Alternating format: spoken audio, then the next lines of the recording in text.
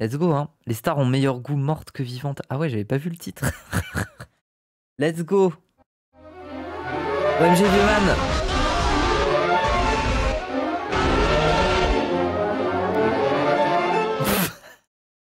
Ah, ce boomer.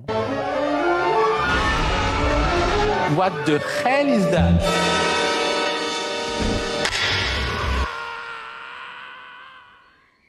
C'est un mythe qui n'a pas cessé de revenir.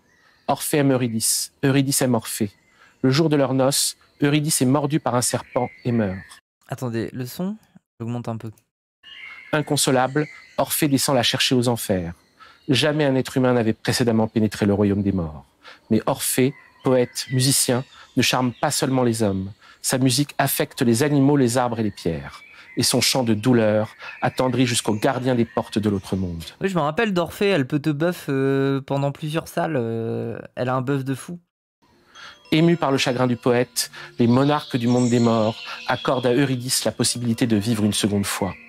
Mais ils posent une condition à cette résurrection. Orphée ne doit pas la regarder jusqu'à la fin de leur voyage de retour. Il faut toujours se méfier de ce que vous accordent les dieux. Ils ne vous donnent que pour mieux reprendre. Alors qu'ils ne sont plus très loin de fouler la surface de la terre, Orphée, tremblant qu'Eurydice ait déjà disparu, ne peut s'empêcher de se retourner vers elle. Et Eurydice meurt une seconde fois.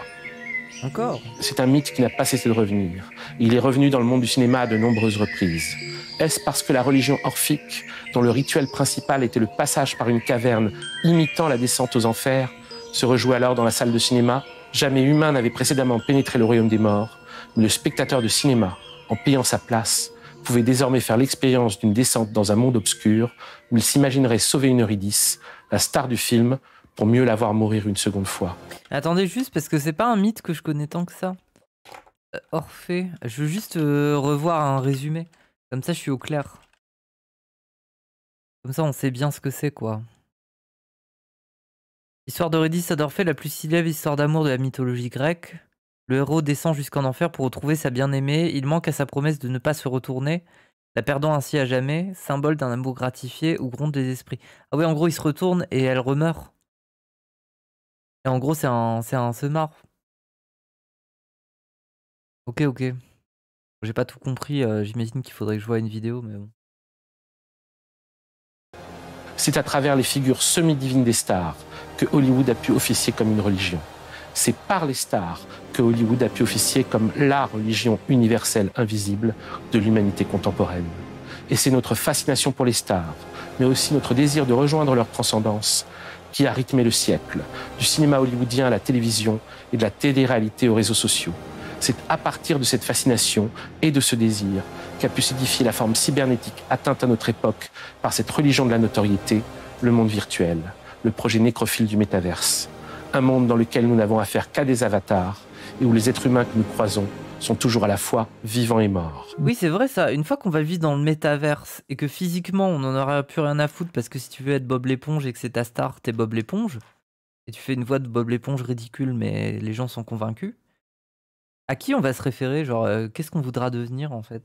De Vertigo d'Alfred Hitchcock à Lost Highway de David Lynch, c'est à la généalogie de notre monde que nous allons être confrontés, un théâtre d'ombre dans lequel nous sommes à la fois des spectateurs et des stars, un enfer sur le point de se confondre avec la vie. Bienvenue dans la fin du film, épisode 6, Vertigo d'Alfred Hitchcock et Lost Highway de David Lynch, les stars au meilleur goût mortes que vivantes. Ah, attendez, bien sûr, Vieuxman va le faire, hein. Mais moi je vais essayer de vous résumer l'histoire de Vertigo, et je peux pas trop le faire pour parce que j'ai pas vu la fin de l'autre film de Lynch là. Mais en gros, je vais surtout le faire pour Vertigo. Alors Vertigo, c'est quoi? Alors, je vous explique. C'est en gros, il y a un mec, il poursuit un bandit et il a son pote flic qui tombe dans le vide et il fait ah sur un fond. C'est très moche. Les effets spéciaux de l'époque, c'est moche. Et en gros, il tombe et le mec, il est en mode oh là là, mon collègue flic est tombé. Je suis traumatisé à vie par le vide et le vertige. Et après, il arrête son boulot de flic. Et sauf qu'il y a un gars qui vient le voir, un ami, et qui lui dit est-ce que tu peux suivre ma femme parce que ma femme, non pas qu'elle me trompe, mais j'ai l'impression que c'est un fantôme qui prend le contrôle du corps de ma femme. Et lui, il est en mode what the fuck, frère, ce n'est pas possible. Et il accepte quand même et il se met à suivre sa femme et il se met à croire au truc de fantôme parce que sa femme, effectivement, on dirait que c'est une autre personne et qu'après elle switch et qu'elle se rappelle plus de ce qu'elle a fait quand elle était cette autre personne et elle veut se suicider. Et en fait, lui, il veut la rattraper, mais sauf qu'elle monte dans une tour pour se jeter. Et le problème, c'est que vu qu'il a le vertige, il est en mode ah non, je ne peux pas monter la tour. Et du coup, il a pas le temps de la sauver. Elle se suicide. Voilà. Et après, du coup, il devient dépressif. Il va en hôpital psychiatrique. Et à la fin, il retrouve la meuf. Et en fait, il se rend compte. En fait, il retrouve une meuf qui lui ressemble. Et il se rend compte que c'est la meuf. Et en fait, la meuf, elle avait créé cette histoire avec le mari. Parce que c'était une manière je sais pas quoi, de toucher l'héritage ou je sais pas quoi. J'ai pas tout compris, mais voilà. En gros, c'est ça. Et en fait, il l'avait baisé parce que en utilisant son vertige, ça leur permettait d'être sûr que le mec allait pas la sauver du suicide, en fait. C'est quoi sa chaîne YouTube à Vieux Man, c'est Blast. Bon, voilà quoi. En gros, vous avez...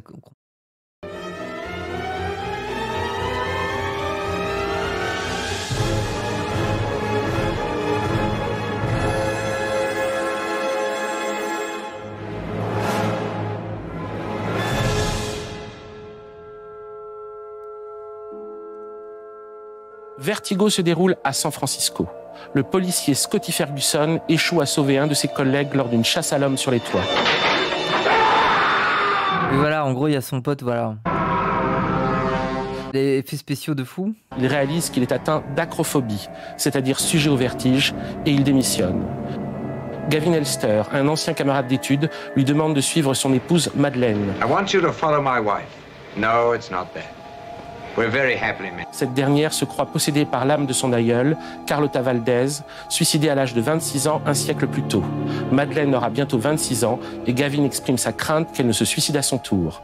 Scotty suit Madeleine qui se recueille sur la tombe de Carlota, puis devant son portrait au palier de la Légion d'honneur. Un jour, elle se jette dans la baie de San Francisco, devant le Golden Gate Bridge. Miskin. Scotty la sauve de la noyade et la ramène chez lui. Il tombe amoureux. Here, I'll get some more coffee. Oui, parce que bien sûr, c'est un hétéro dans les années 50, donc dès qu'il y a une femme, il devient hétéro avec elle. J'avais oublié ce détail, c'est vrai. Alors qu'ils se rendent dans une ancienne mission catholique espagnole fréquentée naguère par Carlota Valdez, Madeleine se jette du haut du clocher. Toujours sujet au vertige, Scotty est impuissant à la sauver lorsqu'il la voit plonger dans le vide. Après un séjour en clinique pour dépression nerveuse, Scotty hante les lieux fréquentés jadis par Madeleine. Un jour... Oui, en gros, là, il est en mode hétéro-dépressif. Et en fait, il n'arrive pas à se remettre de cette disparition. Il est un peu bête. Il croise Judy, une femme brune-rousse qui a les mêmes traits que Madeleine. Oui. Il la suit jusque chez elle. Malgré des réticences initiales, Judy accepte de le revoir le soir même. Et ça, c'est le truc le plus improbable du film. Le mec est un immense stalker. Il est en mode oh, tu me rappelles cette femme qui est morte. Elle est en mode c'est bizarre quand même, casse-toi. Et après 3 minutes de film, elle est en mode oui, d'accord, j'accepte de m'habiller comme elle, de me coiffer comme elle, pour te faire plaisir. Voilà. C'est le moment le plus bizarre socialement du film, mais. Just dinner. Because I remind you of her? Because I'd like to have dinner with you. Après leur première rencontre, on voit Judy se souvenir des derniers jours de Madeleine. C'est elle qui avait été sauvée de la noyade par Scotty. Et elle était la complice de Gavin Elster, qui a tué son épouse et balancé son cadavre du haut du clocher. Scotty et le spectateur n'ont jamais vu Madeleine, en dehors de ce cadavre chutant dans le vide. Scotty est tombé amoureux d'une Madeleine jouée par Judy. Il est tombé amoureux d'un personnage créé par elle. Mais en retour, Judy est tombée amoureuse de Scotty. Inconscient de cette manipulation, Scotty s'attache à Judy, mais il cherche à la transformer en Madeleine. C'est ça, il a pris un peu une sosie et il voulait tuer sa femme parce que sa femme, elle avait de l'argent et en fait, lui, il voulait juste devenir rentier et s'en battre les couilles et partir en Europe pour gérer sa fortune post-mortem. Donc il a utilisé voilà quoi. Il lui achète ses costumes sophistiqués et l'oblige à se teindre en blonde. Alors qu'il s'apprête à aller dîner, Judy fait l'erreur de porter un collier similaire à celui que Carlota Valdez arbore sur son portrait. Scotty comprend soudain la machination. Gavin avait décidé de se débarrasser de sa femme pour hériter de sa fortune. Il avait engagé Judy pour incarner son épouse. Elle avait été sa maîtresse. Il avait acheté son silence avec une forte somme d'argent et lui avait donné ce pendentif en souvenir.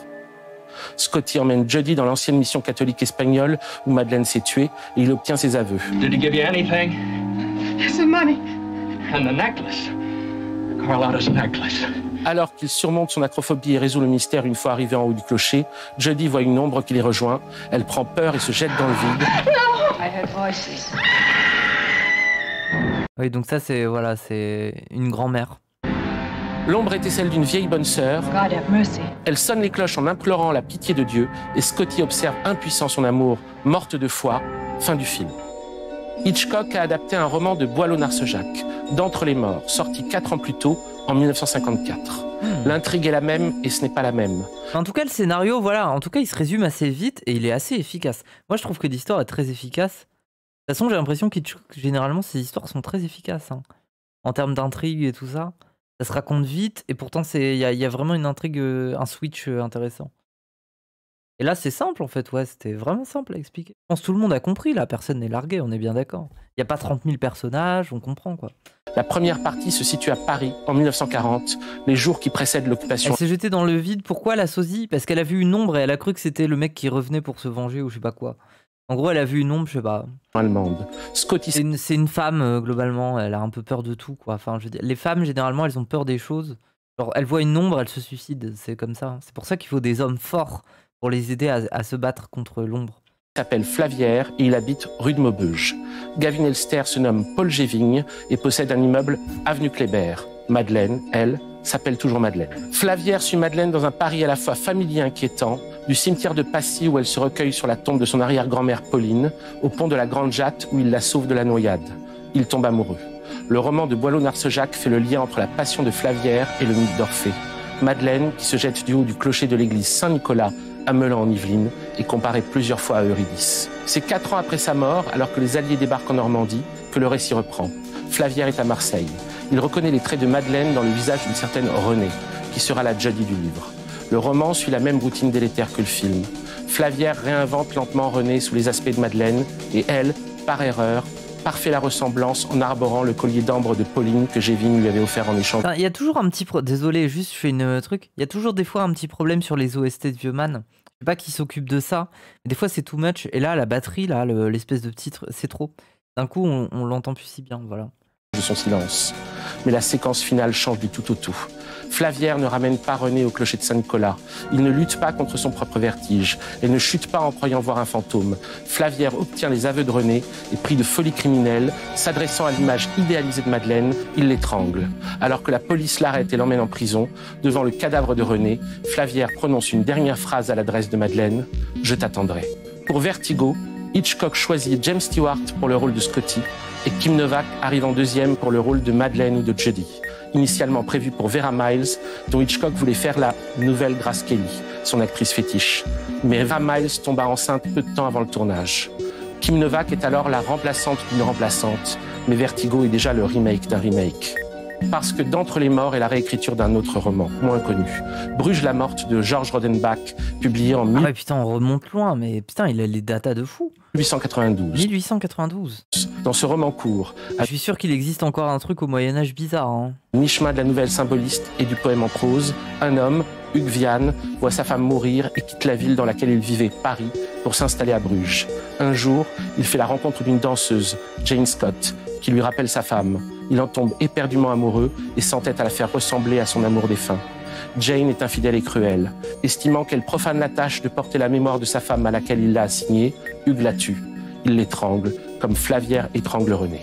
On peut noter les ressemblances et les dissemblances entre les trois récits. Dans Bruges la morte et D'entre les morts, le récit se termine sur l'assassinat de la femme par l'homme. Dans Vertigo, la femme se jette dans le vide. Dans D'entre les morts et Vertigo, c'est bien la même femme qui apparaît 2 fois, et la première mort de celle-ci est une mise en scène destinée à leurrer le protagoniste masculin.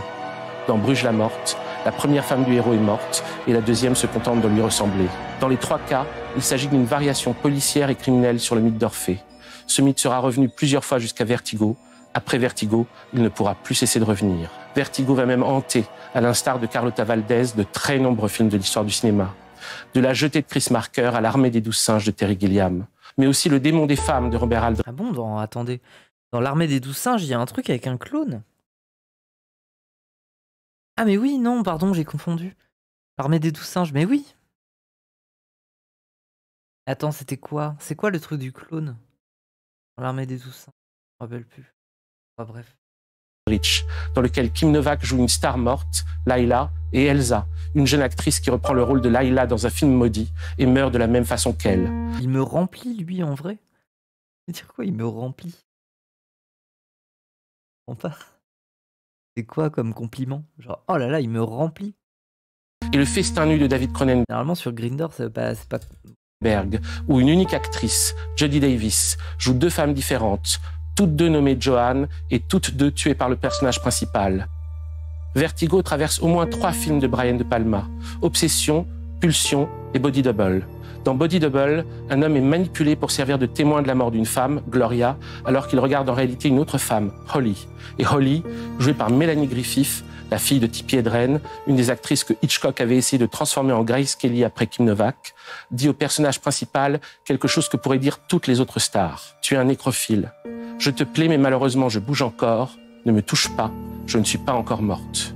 Comment parcourir l'intrigue labyrinthique de Vertigo sans se perdre, demande Hélène Frappa dans 3 femmes disparaissent.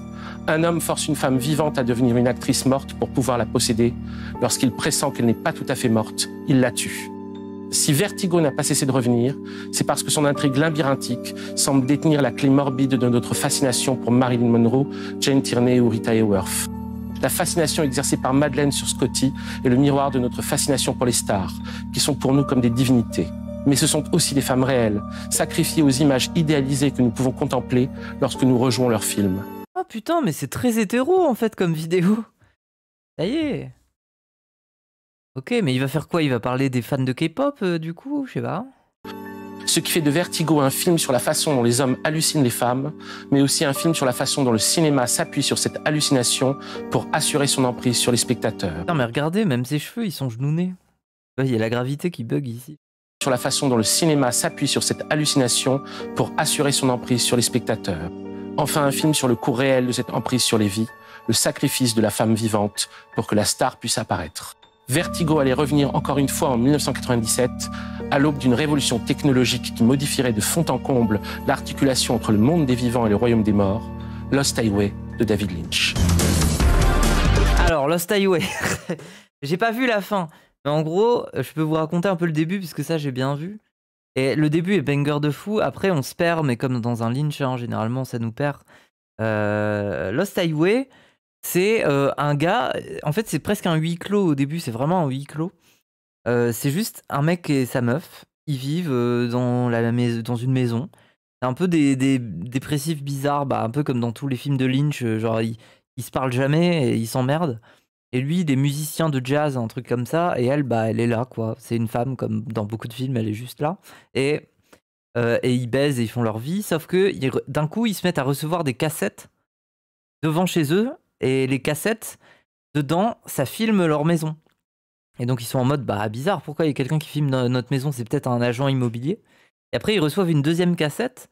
Et là, cette fois-ci, c'est quelqu'un qui filme la maison, mais qui rentre et qui les filme durant leur sommeil. Et donc là, ils sont en mode... c'est un peu bizarre quand même comme ambiance. Il y a quelqu'un qui nous filme et ils appellent les flics. Et en fait, les flics, ils viennent et ils sont en mode on va faire tout le nécessaire et ils font rien du tout. Et après, il y a une scène qui est incroyable où ils vont à une soirée et d'un coup, ils rencontrent Varys, une espèce de Varys cancéreux qui est creepy et qui a un rire bizarre et qui leur dit je suis dans ta maison. Voilà quoi. Et en fait, ce qui se passe après, c'est qu'il reçoit une vidéo, une cassette, où cette fois-ci, la 3e cassette, du coup, ça filme leur chambre, mais d'un coup, ça le filme lui en train de tuer une femme, bah sa compagne. Genre, il y a plein de sang partout, il vient de la tuer. Et en fait, il est en mode, quoi, mais je n'ai pas fait ça. Et d'un coup, on le retrouve chez les flics, et en fait, il a vraiment fait ça, et on comprend pas. Et après, il se retrouve condamné à mort, et il est dans le couloir de la mort. Et c'est là que le twist du film est incroyable et en même temps c'est là qu'on est perdu de fou. C'est que d'un coup il demande de l'aspirine, il devient complètement fou en fait, il devient fou. Et il se met à faire un rêve bizarre où il y a Varus, il y a Varys cancéreux qui lui dit de venir dans une maison qui explose ou je sais pas quoi. Et en fait il se réveille et les gardiens de prison ils vont voir dans la cellule et en fait c'est plus le même prisonnier. En fait c'est la... Il a changé. En fait, il y a une personne qui a pris son corps et qui Je sais pas comment dire. Et après, la personne va faire sa vie. Ou alors, on sait pas trop. Peut-être que c'est le passé de cette personne-là, on sait pas trop parce que j'ai pas fini, tu vois. Mais en gros, en fait, il disparaît à la place. Et il y a une autre personne qui prend le contrôle. Je sais pas, c'est très étrange. Mais c'est. En tout cas, la première partie en termes d'horreur, c'est banger. Hein. Vraiment. C'est vraiment genre. C'est. Oh, les frissons, ça marche très bien. Bon, vu que j'ai pas vu la fin, il va me raconter la fin, bien évidemment. Mais. Lost Highway se déroule à Los Angeles. Un matin, le saxophoniste Fred Madison entend sonner son interphone. Une voix inconnue lui dit « Dick Morant is dead ». Ah oui, donc il y a oui, c'est vrai, Laurent Zizi est mort, mais... Fred vit avec sa femme Renée. Leur quotidien est elle s'appelle Renée Miskin. Sinistre. Ils se parlent extrêmement peu et Renée ne joue pas du tout lorsqu'ils font l'amour.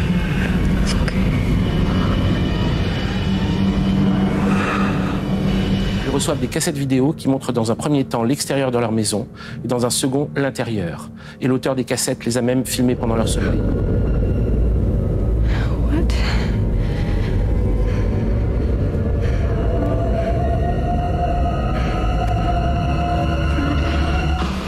Fred et Renée font appel à 2 policiers qui inspectent leur maison mais ne trouvent aucune trace d'effraction. Un soir, Fred et Renée vont à une fête organisée par Andy, un ami de Renée. Fred y est extrêmement mal à l'aise. Fred est alors approché par le... Oui, parce qu'il est hétéro et il aime pas voir sa femme aimer d'autres hommes, genre en mode amicalement, tu vois. Mystery Man, un homme mystérieux qu'on n'appellera jamais autrement. Oui, donc ça, c'est Varys cancéreux. Et qui s'approche voilà, c'est ça. de lui et le reconnaît. We've met before, haven't we? Il est déjà venu chez lui. Il est même chez lui à cet instant précis. Et là, il y a une scène qui est incroyable. Vraiment, j'ai trouvé que c'était incroyable. En gros, le mec lui dit « Je suis chez vous actuellement ». Et là, l'autre lui dit « Bah non, vous êtes devant moi ». Et il lui donne un téléphone, Varys, et il lui dit « Appelle-moi, appelle ta maison, je vais te répondre ». Et là, il appelle sa maison. Et c'est le mec qui est en face de lui qui parle au téléphone depuis sa maison. Et donc, en fait, le mec lui répond en même temps au téléphone et devant lui. Très étrange, mais c'était incroyable. Il tend alors à Fred son téléphone portable pour qu'il appelle chez lui afin de vérifier. Fred appelle et entend la voix de l'homme mystérieux à l'autre bout du fil. I told you I was here. Après avoir demandé à Andy l'identité de cet homme et appris qu'il s'agissait d'un ami de Dick Laurent, il part précipitamment avec Renée.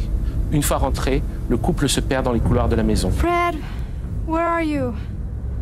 Ils sont vraiment tellement cons qu'ils se perdent dans leur propre maison. Hein. Bon, bref. Trouve Fred au matin, découvrant une nouvelle cassette vidéo. Il la regarde et se voit filmer auprès du cadavre de Renée, découpé en morceaux. Fred Madison est arrêté et condamné à la peine de mort. Attendant son exécution dans sa cellule, hanté par l'image d'une cabane qui semble émerger du feu et où apparaît l'homme mystérieux, Fred se transforme et devient Pete Dayton. C'est là que tu te dis what the fuck en fait. D'un coup, ok. Les parents de Pete Dayton viennent le chercher et celui-ci retourne à son travail dans un garage où il fait office de mécanicien virtuose. Where you been? How you doing? It's good you're back. Wonderful. Son principal client est Mr. Eddie, un gangster associé au monde du porno. Mais 2 flics qui surveillent Pete depuis sa sortie voilà, lui c'est un mafieux bizarre quoi. Il est en mode haha mon petit gars, j'aime bien quand tu répares ma bagnole. de prison l'identifient comme Dick Laurent. Après que Pete ait réagi vivement en entendant une musique de Fred Madison sur une petite radio, Mr. Eddie revient, accompagné de sa petite amie, Alice Wakefield, une femme blonde mais qui a les mêmes traits que Renée. Alice est attirée par Pete et elle vient le chercher après une journée de travail. Ils commencent à avoir une liaison aussi torride que dangereuse. Et du coup, vu que j'ai pas vu la fin, je me demande, en fait, ils sont peut-être dans un genre de métaverse où c'est les mêmes personnages mais pas la même configuration. Donc, genre, ils sont attirés mais dans un scénario différent.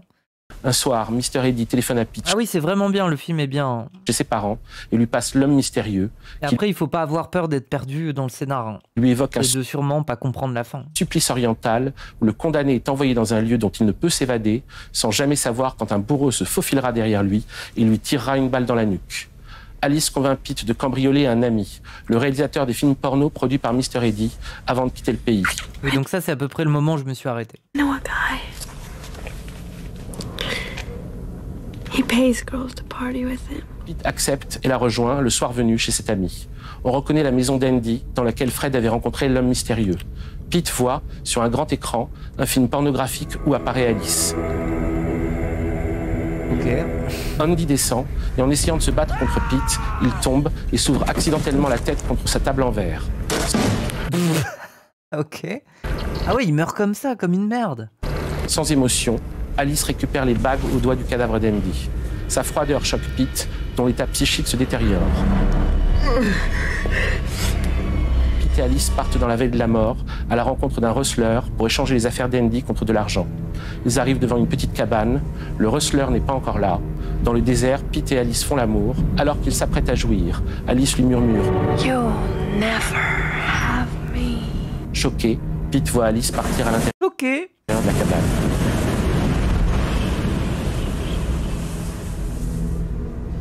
Ce n'est pas Pete qui se relève, mais Fred. Il cherche Alice dans la cabane, mais se confronte à l'homme mystérieux qui lui dit If she told you her name is Alice, she's lying.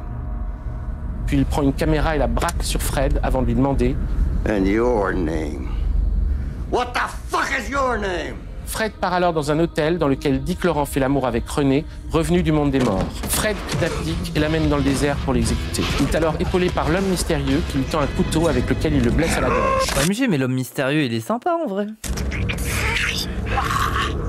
Puis l'homme mystérieux montre à Dick Laurent une mini-télé où on le voit peloter René devant un snuff movie où celle-ci apparaît, accompagnée par 2 filles et 2 garçons, dont un qui se fait tuer alors que les filles se caressent.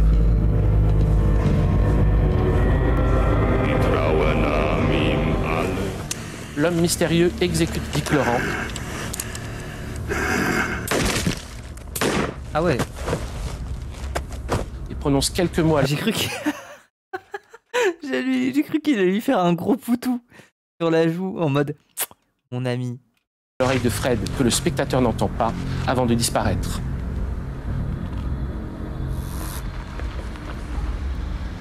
Fred se rend devant chez lui et dit « Dick Laurent est mort » à l'interphone. Dick Laurent is dead. Puis voit la police arriver.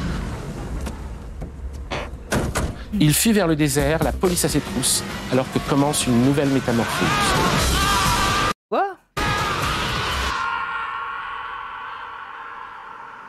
Lost Highway sort en 1997. En gros, c'est quoi l'histoire de ce gars? C'est il vit à un timing précis, il change de gueule et du coup, il vit des nouvelles aventures et il a tout oublié du reste et du coup, c'est la sauce après.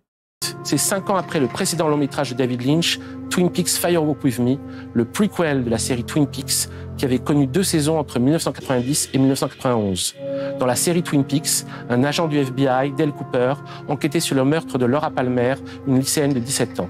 La série s'achevait dans la Black Lodge, un autre monde dans lequel l'agent Cooper entrait, alors que sortait à sa place son double maléfique. Dans Fire Walk With Me, Lynch retournait en arrière et racontait les 7 derniers jours de Laura Palmer. Fire Walk With Me est un échec commercial et critique, alors qu'il s'agit peut-être de son plus beau film, celui autour duquel tournent tous les autres. Lost Highway se base sur une vision reçue par Lynch le dernier jour du tournage de Fire Walk With Me. Un couple reçoit des cassettes vidéo qui montrent des images de l'intérieur de leur maison et d'eux-mêmes filmées pendant leur sommeil.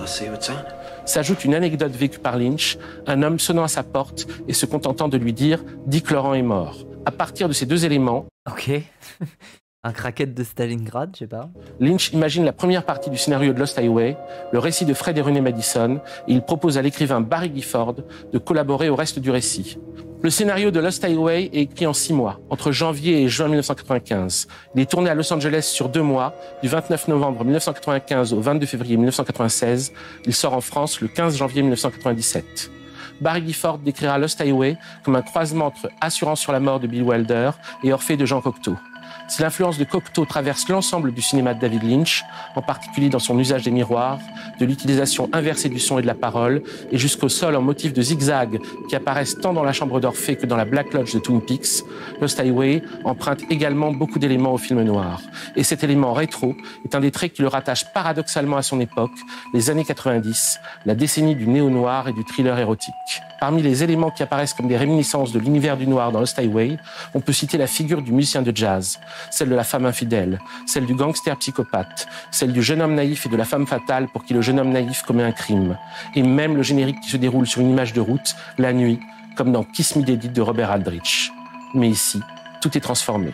Le musicien de jazz est un saxophoniste de hard bop agressif à la limite du free jazz. La femme infidèle est opaque, presque dénuée de toute personnalité. Le gangster est un pornographe impliqué dans le snuff.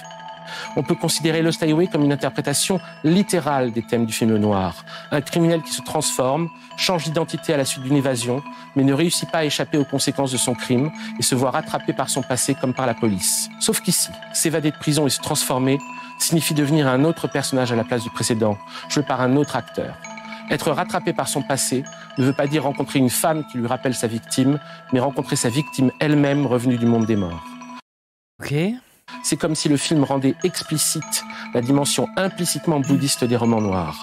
Le fait que leur morale se résume toujours plus ou moins au fameux dit de Bouddha datant du IIIe siècle avant Jésus-Christ. Ah ouais, putain, il parle. Ah ouais, donc les films noirs, c'est Bouddha qui a inventé le truc, quoi. Nulle part dans les airs, ni au milieu de l'océan, ni au fond d'une profonde grotte, n'existe une place sur la terre où l'on puisse échapper aux conséquences de ses mauvaises actions. Ouais. Et de la même façon que le film Bouddha, c'est un modérateur Discord, en fait. réinterprète le noir, il réinterprète aussi l'esthétique rétro, chère aux années 80 et 90, et à laquelle Lynch a lui-même participé avec Blue Velvet et les premières saisons de sa série Twin Peaks. Mais Lost Highway ajoute une dimension inquiétante à celle-ci. Qu'on pense par exemple à cette scène très bizarre où les parents de Pete regardent une émission des années 50 sur la cueillette des fruits rouges à la télévision. L'esthétique rétro de Lost Highway est là pour nous dire que quelque chose ne fonctionne plus très bien dans notre espace-temps. La réalité est en train de nous glisser entre les doigts. Un autre élément qui marque l'appartenance de Lost Highway à son époque est sa bande originale, remplie de groupes contemporains du film. Des groupes typiques des années 90 et pas du tout typiques des films de Lynch. Nine Inch Nails, Marilyn Manson, les Smashing Pumpkins, Rammstein. Mais c'est surtout la chanson de David Bowie, I'm Deranged, qui va laisser la plus forte impression sur les spectateurs, celle-ci dominant à la fois le générique de début et le générique de fin. Funny how secrets travel on. I start to believe if I were to bleed. David Bowie jouait dans Fire Up With Me Philip Jeffries, un agent du FBI perdu dans le temps. Entendre sa voix dès le générique nous fait passer dans un monde hanté par la disparition de Jeffries. D'autant plus que la chanson est tirée de l'album Outside. Putain, mais ouais, mais c'est ça le truc avec Lynch, c'est qu'on est perdu. Hein. Après, moi j'aime bien être perdu, mais j'imagine qu'il y en a certains là, peut-être vous êtes. Ouais. En fait, faut juste accepter qu'on est perdu, en fait. Publié en 1995, un album concept explorant la possibilité d'une accélération des tendances criminelles de l'art contemporain, comme de la volonté esthétique dans les meurtres des serial killers. Pour comprendre Lynch, il faut voir le making-of de Twin Peaks saison 3. Il filme une scène bizarre, et après il réfléchit et il dit à Laura Dern, en fait, je vais faire ça, mais je vais recouvrir ton visage de pâte à pain. Ah ouais. Genre d'un coup, il a des éclairs où il se dit, ok, on va faire la même scène, mais tu vas être recouverte de chocolat, quoi. Et ça a peut-être un sens, mais pas trop. C'est ça, en fait, c'est ça qui est dur, quoi. Outside raconte l'histoire de Nathan Adler, un profiler et critique d'art qui enquête sur le meurtre de Baby Grace, une fillette de 14 ans. C'est presque un double de Philip Jeffries. Les paroles de I'm Deranged sont prononcées par l'assassin de Baby Grace, un artiste nommé le Minotaure. Le Minotaure est le double maléfique que tout artiste doit affronter dans sa traversée du labyrinthe. Ah bon ? Le double maléfique de l'artiste, son ombre, c'est le serial killer. Ah ouais ? C'est vrai que des fois j'ai des pulsions d'un coup, j'ai envie de tuer. C'est dès 1854 que Thomas de Quincey, dans son essai De l'assassinat considéré comme un des beaux-arts, affronte l'idée la plus dérangeante que peut avoir un artiste ou un poète, le fait qu'un meurtre puisse également être perçu comme le résultat d'un projet esthétique. Ah bah oui, mais ça, je veux dire, c'est pas un artiste, ça. Ça, c'est le cas de... Enfin, c'est... En vrai, c'est grand public. Enfin, je veux dire, les gens ont vu Dexter. Oh, ça va, on a l'habitude. Le meurtre comme truc esthétique, je veux dire, il y a même des gens qui n'ont jamais fait d'art qui le veulent. Mais il a fallu attendre la fin du 19e siècle, les crimes de Jack l'Éventreur, qu'on identifie généralement comme le premier serial killer, pour que cette idée devienne une notion commune. Dans le sens où on découvrait des corps de victimes qui avaient été assassinés sans mobile particulier par un homme qui a priori ne les connaissait pas. Minotaure, c'est aussi le double que décrivait Picasso quand il violait ses études. Quel enfer. De mon point de vue, punaise, j'aimerais qu'il soit homo, mais je n'en sais rien, mais merde, je le croquerai. Qui ça ? Vieux man ? Croquerait vieux man ? Bon, après, c'est peut-être un bière. Hein. Découvrait des corps de victimes qui avaient été assassinés sans mobile particulier par un homme qui a priori ne les connaissait pas et qui les avait tués de façon froide, organisée, en mettant en scène les cadavres qui devaient ensuite être retrouvés par la police. et en jouant au chat et à la souris avec la police comme avec la presse. La porosité des mondes de l'art et du crime s'est encore accrue lors de l'apparition d'un nouveau type de policier, nécessaire pour identifier ce nouveau type de criminel, le profiler, apparu entre les années 70 et 80. Il est hétéro, bah en fait ça m'étonne pas vu qu'il fait une vidéo full hétéro là. Le profiler étudie la scène de crime comme un critique d'art étudie une œuvre, à la recherche des éléments visuels ou narratifs qui permettent d'identifier la psychologie, l'intention ou le style de son auteur. Le serial killer devient alors un homme dont les crimes répondent à un projet, qui malgré son caractère horrible, doit pouvoir être compris par un autre être humain, parce que, à l'instar d'une œuvre d'art, il s'adresse en fait à quelqu'un, à un spectateur. La fascination pour la figure du serial killer sera une des constantes de la culture cinéma et rock des années 90. On la retrouve dans le film Seven de David Fincher, dans la série Millennium de Chris Carter, ou dans les disques des groupes de rock de cette époque, comme Jane's Addiction. Lost Highway se tient à une certaine distance de cette focalisation C'était rien, c'était des bols, c'est rien. ténébreuse, C'était rien Twitch. mais il est tenté par le souvenir des victimes d'Hollywood, en particulier le Dahlia Noir, Elizabeth Short, une serveuse et aspirante actrice de 22 ans, montée à Hollywood dans le but de devenir une star, dont le corps est retrouvé le 15 janvier 1947 dans un terrain vague de Los Angeles, coupé en deux au niveau de la taille et vidé de son sang. Ah oui. Des mutilations sont visibles sur ses cuisses, son visage et ses seins sont lacérés, et sa bouche est entaillée depuis la commissure jusqu'aux oreilles. Ah mais le Joker. Quelques semaines après sa mort, le meurtrier présumé narguera les enquêteurs en envoyant à la presse un colis contenant l'extrait de naissance d'Elizabeth Short, sa carte d'identité, sa carte de sécurité sociale et un carnet d'adresses dont plusieurs pages ont été arrachées. L'identité du meurtrier du Dahlia Noir est aujourd'hui encore sujet à spéculation. Dans une interview donnée en 1997 au journal Filmmaker, Lynch admet que l'actrice Patricia Arquette, dans la première partie du film, a été littéralement déguisée en Elizabeth Short et qu'il en avait d'ailleurs parlé avec l'actrice. La vision de son cadavre démembré rappelle également la façon dont on a retrouvé celui de Dahlia Noir. Mais c'est pour ça, je vous dis, en fait, le problème, c'est Lynch, c'est typiquement le genre d'artiste, s'il avait pas fait ce qu'il fait, il aurait devenu tueur en série. Vraiment, c'est une fascination pour les trucs comme ça. Après, il y a un côté un peu stylé, c'est vrai, mais bon.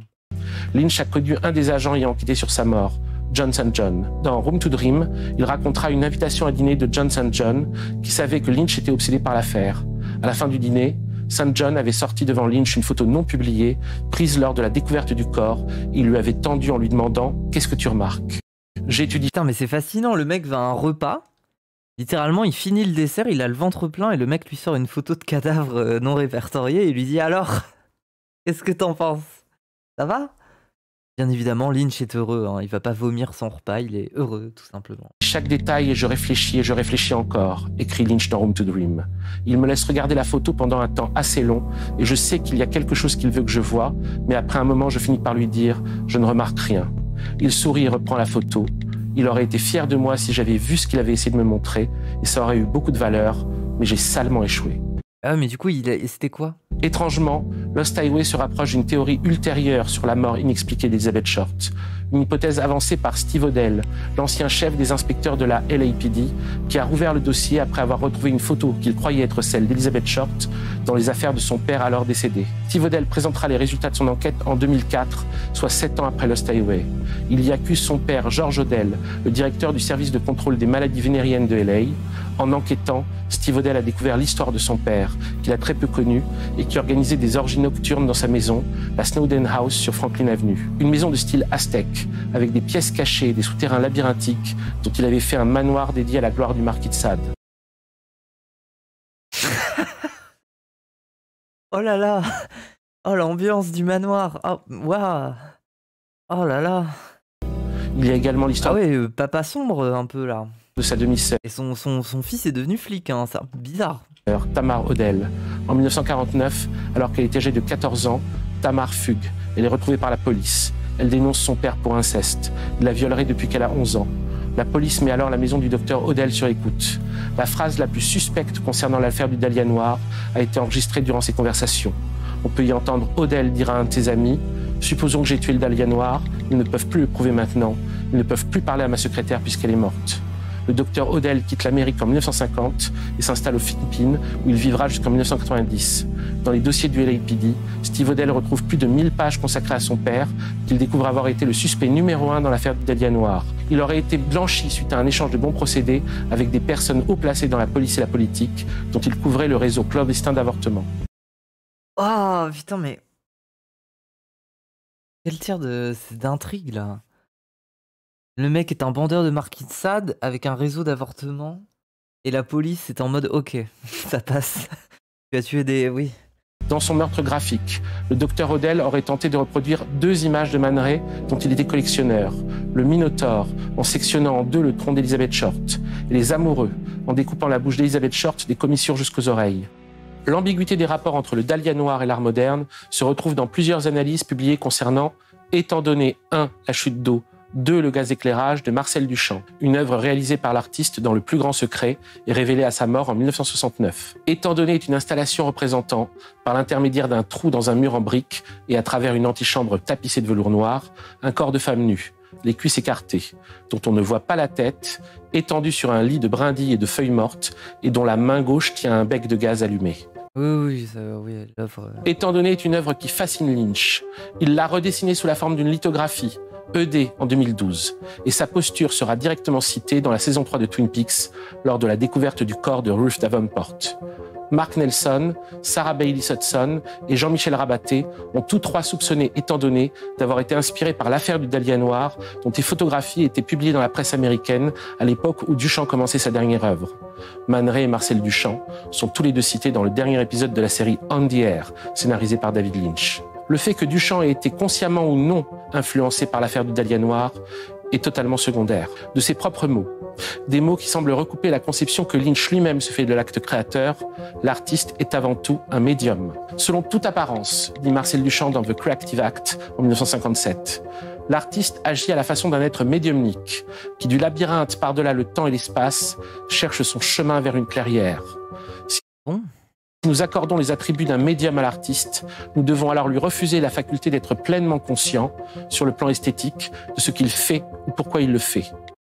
Ah oui, bah là je suis d'accord, oui, quand tu fais une œuvre, la sensibilité, tu sais pas de quoi elle résulte en fait. Il y a des trucs qui te fascinent, mais tu sais pas vraiment quoi. Ouais. Là, en parlons avec Marcel Duchamp. L'artiste n'est pas seul à accomplir l'acte de création, car le spectateur établit le contact de l'œuvre avec le monde extérieur en déchiffrant et en interprétant ses qualifications profondes et par là ajoute sa propre contribution au processus créatif. Mais que signifie faire un film dans lequel un artiste se révèle être également un criminel? Que vient faire dans ce contexte l'univers du film noir? Que symbolise l'homme mystérieux auquel il se confronte à toutes les étapes de son récit? Quel chemin cherche alors David Lynch en faisant revenir la structure orphique de Vertigo à travers Lost Highway? Fred Madison est un artiste qui déteste son époque et refuse de s'y plier. C'est un musicien expérimental. Il est taiseux, il vit en reclus dans une maison à son image, il ne supporte pas plus les caméras que la faune de Los Angeles. Pourtant, il est lui-même à l'image du monde qu'il rejette. Fred n'est pas un artiste médium. C'est un petit démiurge essayant de contrôler son petit monde. Il rejette un monde stéréotypé, mais son monde est lui-même stéréotypé. Sa femme est à ses yeux un pur objet de désir, sans subjectivité propre. La seule remarque de Fred à son égard est une suspicion ironique sur son goût de la lecture. Read. Read what? Si René... Putain, l'ambiance des couples hétéros. Hein. Ouais, mais moi je pensais juste qu'ils étaient dépressifs, quoi. Enfin, le truc, c'est que dans les films de Lynch, généralement, les personnages, bon, ils se parlent pas trop, quoi. N'est pas encore Alice, la femme fatale de la deuxième partie du film. Dans le regard de Fred, elle n'en est pas très loin. Il a beau détester les caméras, il ne peut pas échapper à celles qui pénètrent à l'intérieur de sa maison et jusque dans sa chambre. Lors de la visite de la police, Fred a un moment d'angoisse quand il se sent observé par l'un des 2 flics. On découvre alors que sa maison a une verrière sur le toit. C'est une porosité supplémentaire dans son environnement qui s'ajoute à toutes les autres qui composent sa vie. En réalité, sa maison est tout sauf un refuge pour le reclus qu'il veut être. C'est plutôt une prison construite par lui-même, avec des meurtrières en guise de fenêtre, depuis laquelle il ne peut pas voir, mais il peut être vu, et dans lequel René et lui se perdent comme dans un labyrinthe. Ah, j'avais pas capté ça. C'est vrai que ça ressemble à des meurtrières. Hein. Putain, c'est vrai que, mais qui... Putain, t'as des fenêtres comme ça, t'es triste en vrai. Quand t'as des fenêtres comme ça, t'es un peu triste dans ta vie. Pas de lumière en fait. Il ne peut pas voir, mais il peut être vu, et dans lequel René et lui se perdent comme dans un labyrinthe. Une fois qu'il a assassiné sa femme et qu'il attend son exécution dans le couloir de la mort, Fred s'échappe dans un monde à l'image d'un passé idéalisé, les éternelles années 50. Il faut prendre cette idée de façon littérale. À la lettre, Fred se fait un film. Il se fait un film rétro, un film néo-noir. Dans ce monde, Fred et Pete, un jeune mécanicien qui vit encore avec ses parents et travaille dans un garage. Il a une petite amie idéalement gentille, Sheila, et sa femme Renée est désormais Alice, une porn star que dans un premier temps, il va tenter de sauver des mains de Mr. Eddy, mais qui dans un deuxième va l'entraîner dans le meurtre et l'illégalité. Son paradis du passé est de partout parasité par ce à quoi il aurait voulu échapper. C'est qu'il n'y a aucune échappatoire pour Fred Madison, ni de ce monde, ni de lui-même, ni des conséquences de ses mauvaises actions. Ce paradis est en réalité l'espace de sa peine capitale, dont l'homme mystérieux parlait au téléphone avec Pete. Ah, mais en gros, c'est un mec qui est dans le couloir de la mort, il se met à bader et il s'invente une vie dans les années 50. Ok, ça fait plus sens comme ça. Merci, vieux man. En vrai, j'aurais pas compris sinon. L'artiste démiurge, hier, sans savoir quand un bourreau lui tira une balle dans la nuque. Alors, qui est cet homme mystérieux qui apparaît à plusieurs reprises dans le film? Son fonctionnement est comparable à ceux des êtres surnaturels omniprésents dans les fictions de Lynch depuis Twin Peaks. Bob, l'homme d'un autre endroit, le géant, le cow-boy de Mulholland Drive, la gitane d'Inland Empire. On peut considérer que tous ces personnages sont incomplètement de ce monde. Ils sont entre deux mondes. Mais l'homme mystérieux a une particularité. Il est lié aux objets technologiques. Il est même équipé d'une technologie nouvelle pour l'époque, le téléphone portable. Call me. En 1997, la plupart d'entre nous n'en possédaient pas encore et l'objet lui-même était mystérieux. La caméra domestique était relativement rare également et la mini-télé portative n'existait pas du tout. On doit également associer à l'homme mystérieux les vidéos faites à l'intérieur de la maison et envoyées à Fred et Renée. Et ces vidéos ne semblent pas tournées par une caméra amateur. Elles sont beaucoup trop sophistiquées, avec des plongées qu'on obtient généralement avec une grue. C'est presque le travail d'un drone. C'est comme si l'homme mystérieux avait accès à la maison des Madison par une technologie avancée qui lui permettrait de regarder et de filmer des particuliers sans leur consentement, mais également d'être dans plusieurs lieux à la fois à la manière d'un hologramme. L'homme mystérieux est donc l'interprétation magique des nouvelles technologies, telle que peut le voir un artiste démiurge qui voudrait leur échapper et vivre dans un monde protégé. Il incarne ces nouvelles technologies comme ubiquité. L'homme mystérieux est à la fois dans une fête et chez Fred. Comme omniscience, sa caméra pénètre l'appartement de Fred et Renée et les filme dans leur sommeil. Comme archive universelle, la mini-télé par laquelle l'homme mystérieux montre à Dick Laurent des images de son snuff movie. Enfin, comme nouvelle prison que l'homme a inventée et dans laquelle il erre sans savoir quand on viendra le tuer. Oui.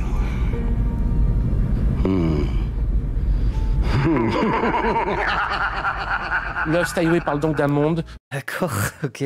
Arrêtez de fumer, hein. Où les nouvelles technologies Ah, mais j'ai le même rire. Vont faire disparaître la distinction du privé et du public.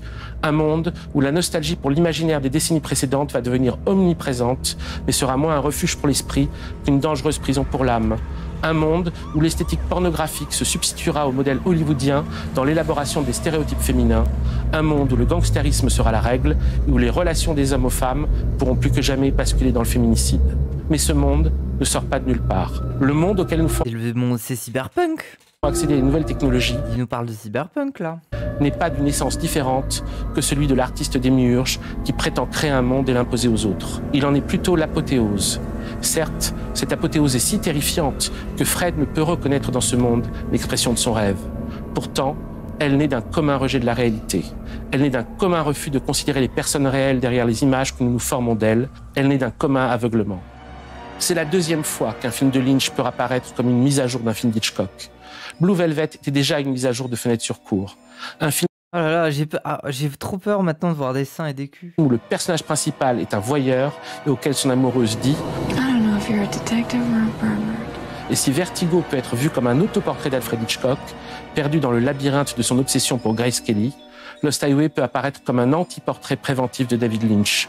Une méditation sur ce que, en tant qu'artiste, il ne doit pas devenir. Si dans le cinéma classique, les stars ne pouvaient pas naître sans tuer les êtres auxquels elles correspondent, dans le monde virtuel apporté par la technologie, nous sommes tous filmés et il n'y a plus de différence entre les spectateurs et les stars. Mais c'est parce que nous sommes tous déjà morts. 7 ans plus tôt, dans Twin Peaks... Si, il y a une différence. Moi, je suis la star. Vous écrivez dans un chat et je vois pas vos gueules. En vrai, c'est faux. Il a tort.